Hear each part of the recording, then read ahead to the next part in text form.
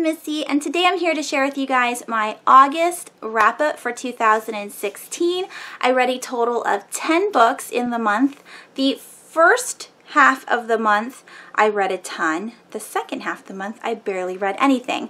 The first week of August was the 7 and 7 readathon and the a yearathon readathon. The 7 and 7 was basically just read 7 books in 7 days. The a yearathon readathon's theme for this month was read nonfiction, and then I read a few books during camping. That whole video review of all the books that I read during that time is linked down below. I already made a video of it. And then the second portion, I read one book, and that has a video as well. That is part of my, what video did I make?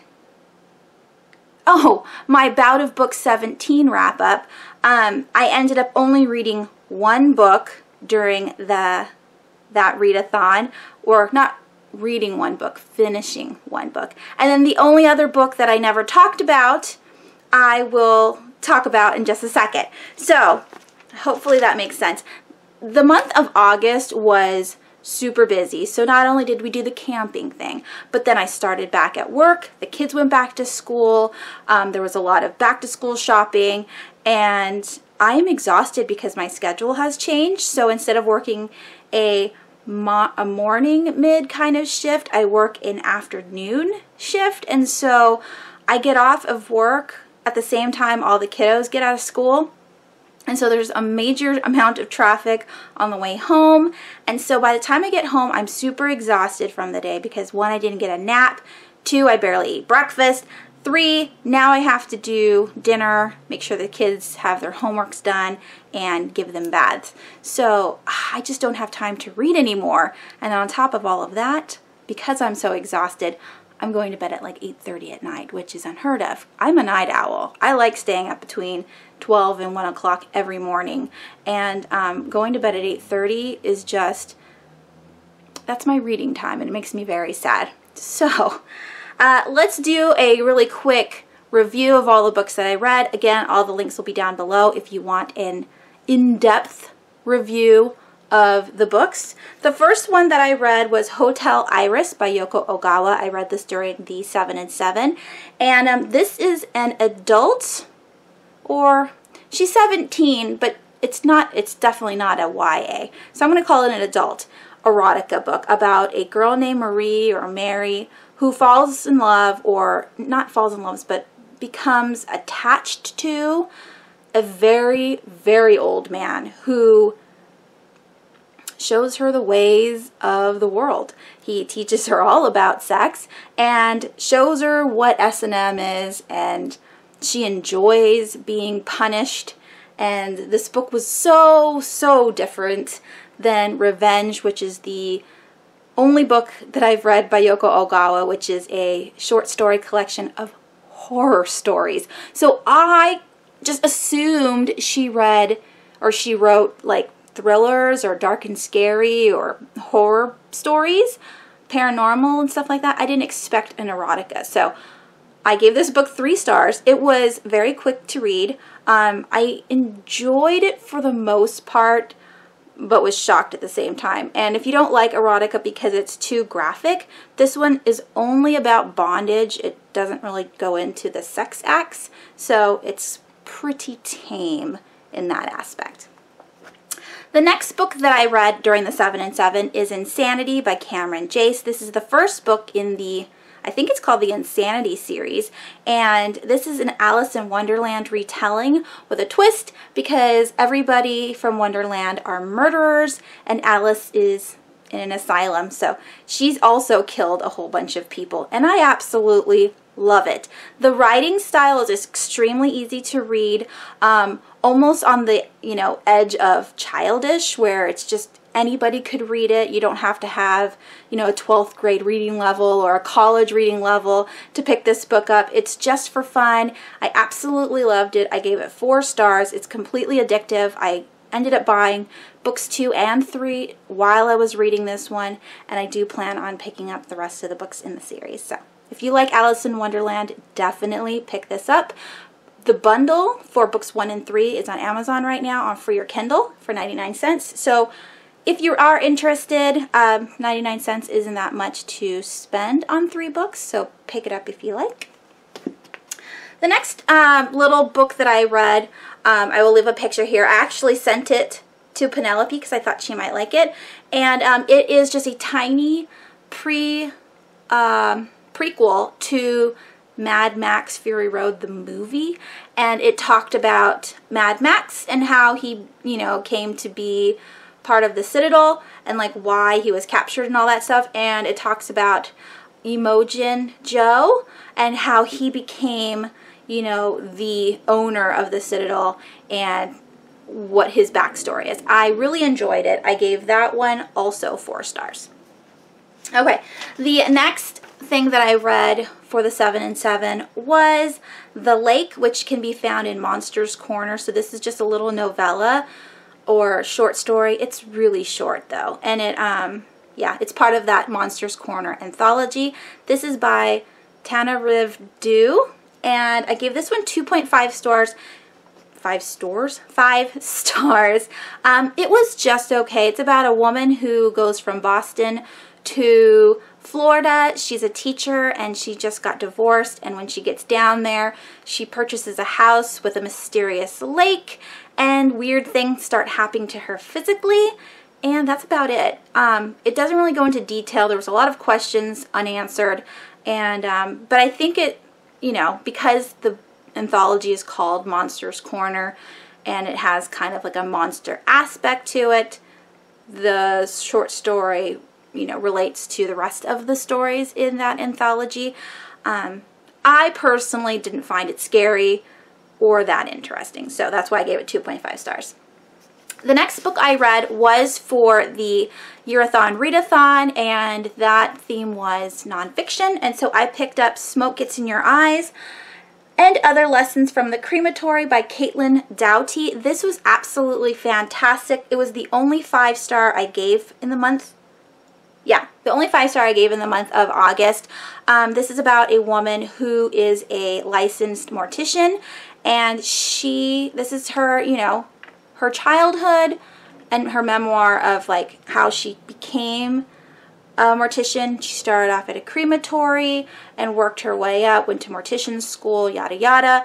I thought it was absolutely fascinating, very educational, changed my mind on a lot of things. I have always been against embalming because I think it's just gross in general, and she just fully goes into depth about it and, you know, solidified my opinion on embalming, and I do want to be cremated. I never had the desire to be buried in like a casket and put in the ground, so this was just like, yep, I'm definitely not doing that. If you guys are interested in death, I know it's so morbid, but I am fascinated and enjoy that kind of stuff. So if you are interested, I would highly recommend picking up this book. It's got a lot of information in it, and I loved it. All right, the next 2 books that I read were mangas, and the first one was called Monster by Naoki Urasawa. I gave this one 4 stars. It's about a man who moves from Japan to Germany to become a doctor there because in Japan his father is a doctor and owns a hospital, but the hospital has gone to his brother, and so he wants to like branch out and be his own person. And the hospital that he works at is kind of like a research hospital, and the director is more in it for the money than for the patients, and then there's like a murder mystery going on. So it's kind of like a general hospital at the beginning where there's hospital like backstabbing and political things going on, and then the other half of the manga is the murder mystery part, which I just loved it all around. It was a great story. The next graphic novel that I read was called Afro Samurai, and this was the volume 1. This is by Takashi Okazaki, and I gave this one 3 stars. It's about a man who is determined to kill number 1, which is like the best warrior in the world, and he is considered number 2. Number 2 used to be his father, but number 1 killed him, and so now he's seeking revenge. And that's basically the whole story. He is out to get to this one guy, and he will kill everybody in his path to get to him, regardless if they're bad or good people. So there's no like moral compass. He just kills at random. And then I did miss one. I also read the short story Pure Evil by Jessie Bastide, and this one I gave 3.5 stars to. And this was about a boy who is born into a family curse where they are called, what are they called? Oh, I forgot the word. But anyways, at some point in their childhood or young adult life, they are able to connect to evil spirits, and evil spirits are able to travel into them and take over. And so that's basically what the story is about. I enjoyed the idea of this story. I thought that was really good. I also enjoyed the evil entity. That guy was amazing, but then the rest of the story was a little bland. So that's why I gave it 3.5 stars. All right, and then I also, oh, I already turned it in. I also read Newts, which is the first book in the Newts series. So far, there's only 2 books out, so I don't know if it is a duology or if it will be a series, but this is by Doug Tenopel, and it's about these newts, so the little reptiles that live in the water, how there is a civil unrest within their kingdom. Half of the newts go north, half of the newts go south. The northern newts end up having to fight the lizards, which is supposed to be a mythological or a legendary lizard. They never thought it really existed, and so when the lizards come, or the lizards come and destroy their town, they are unaware, like they are shocked that this is happening. One of the newts ends up being able to escape, and so he travels down to the south and tries to figure out where the lizards come from, what happened to the kingdom, and if his parents or siblings ever made it out. So he's trying to connect to everything from the past and for the future. I gave it 3.5 stars. Of course, I love Doug Tenopel's illustrations, so I enjoyed it for that because it's very colorful. It's, you know, pretty on the eyes. The writing fonts and all that stuff is very easy to read. The storyline gets a little sketchy in the middle because there's a little bit of like an afterlife storyline, and I didn't know if it was supposed to be a religious kind of thing or a philosophical kind of thing. So I don't know why that was in there. It had nothing to do with the story, like the drive of the story. So that was a little break in my reading. I was like, ugh, I don't want to read this. But yeah, so that's why I gave it 3.5 stars. And then the very last book that I have not talked about before in any previous videos is Darkness Becomes Her by Kelly Keaton. I read this during the bout of book 17, and this is the only one, well, the Newts was the only one that I finished during bout of book 17. This one I finished like a day or two after the readathon, but this was the one that I finished on the very last day of August. So this is fresh in my mind. I can totally talk about this one. So this girl right here on the cover, her name is Ari. She is an orphan. She became an orphan at the age of 5. Her mother goes and commits herself to an asylum and then commits suicide. So when we meet Ari, she's actually 17, and she is at this asylum trying to figure out all the information she can get about her mother. And then all of a sudden she's in New 2. It's not like she miraculously got there. She met some people, and then now she's in New 2, and that's where the rest of the story takes place. So New 2 is technically New Orleans after Katrina. So all the places that were destroyed during that hurricane, New Garden and the French Quarter, I believe. I don't know if those really got destroyed in real life, but they did in the book. And so That's where she spends most of her time. So in Ari's world, it's called the Outer Rim. That's where everybody lives, and then there is Newts. And so everybody outside of Newts believes that this area of New Orleans is haunted by not only, you know, the people who got washed up from like the graveyards and everything, but the new dead as well. And so there's a lot of supernatural paranormal activity.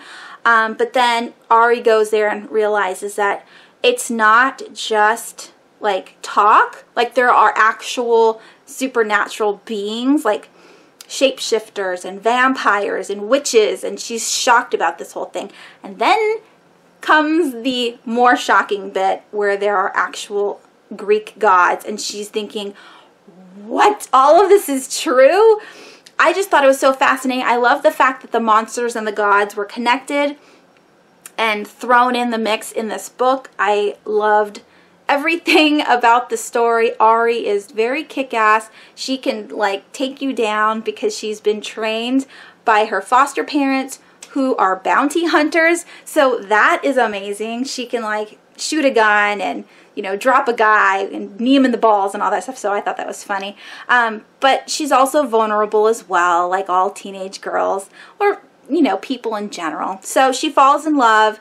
It's a very insta-love, but it's not a dragged out insta-love. So that's why I gave this book 4.5 stars, because of the insta-love. But again, it's not dragged out. They like each other immediately, and they bond and try to save each other throughout the book.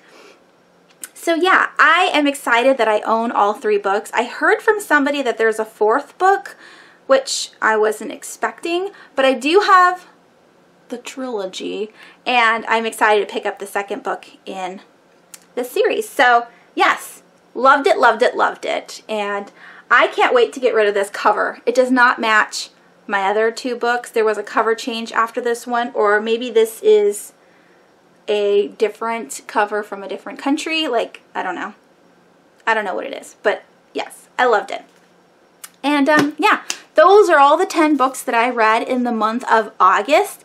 What did you read? Did you enjoy all of the books that you read? What was your least favorite? Let me know down below, and bear with me in the next couple videos. I might be a little late on some things because, again, I am very busy. Thanks for watching. I hope you guys have a wonderful rest of your week, and I will talk to you soon. Bye!